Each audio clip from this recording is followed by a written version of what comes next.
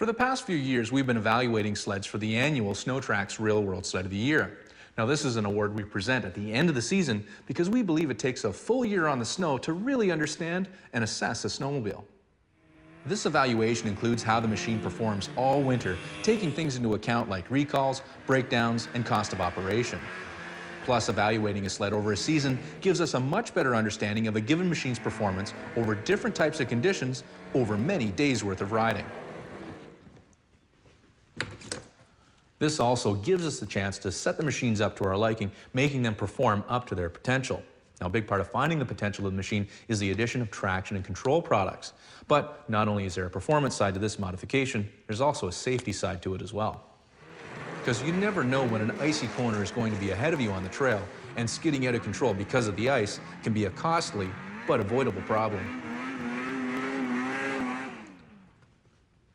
Studying a machine is definitely not on my top 10 things I'd like to do with my evening, but considering the track does basically 2 of the 3 things a snowmobile does, which is going and stopping, this is still a pretty important job. Unfortunately, there's no shortcut to installing studs, but there is some tricks to the process. Firstly, a template can be a real time saver to mark the locations, and complex patterns can be laid out without even really thinking about it. Plus, the patterns will work out seamlessly when you get back around to where you started. By marking all the holes first, not only do you know your pattern is worked out, it'll also make drilling a lot easier because there's no starting and stopping, and the cutter works best the hotter it gets. Oh yeah, the easy way of doing this is just get somebody else to do it for you. Now comes the fun part, the installation. Push-through type studs are one of the easiest and quickest studs to install, plus they'll perform well in almost every situation, making them a good choice for just about every type of rider. Well, that's one. Only 143 more left to go on this shift here. Man, I'm happy this is the only sled I have to do today.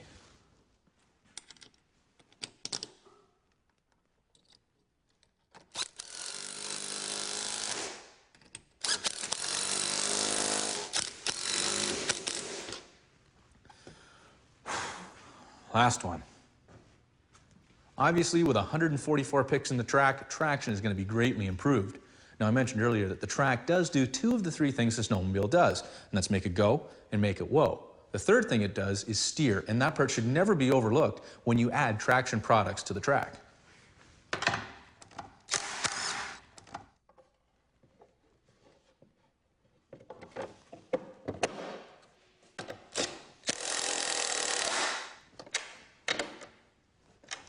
After only about 500 miles, these stock wear bars are already showing some serious signs of wear, with a big chunk broken out of the carbide already.